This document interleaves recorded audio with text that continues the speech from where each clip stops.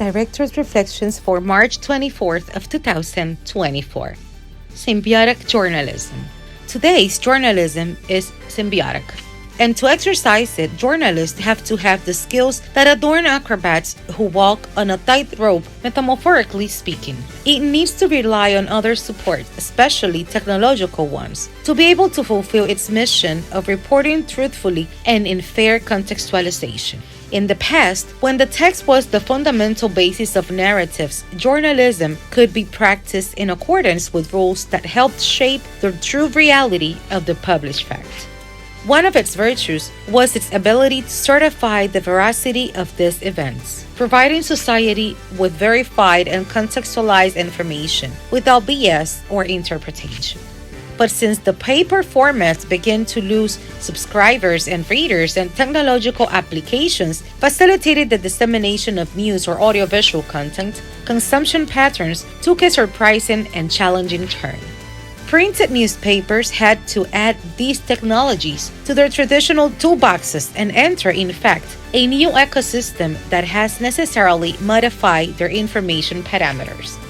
I want to empathize that as a result of this disruption, a different type of audience than the traditional one has emerged. The current ones are more selective in choosing the content they want to consume and more likely to do so through social networks and digital media, without time to distinguish where the truth is. The particularity of these new audiences is that they lean towards abbreviated content, whether in text or audiovisual formats, in which the so-called news has a peripheral value. Several studies have shown that the majority of readers of this time, subjugated by the spell of bravery, are only satisfied with the headline of information and tend to share articles on digital platforms and networks without having read them completely. This growing tendency to detest the news, which constitutes the fundamental input of professional journalism, which is one of the greatest challenges facing the responsible and independent press, is dangerous.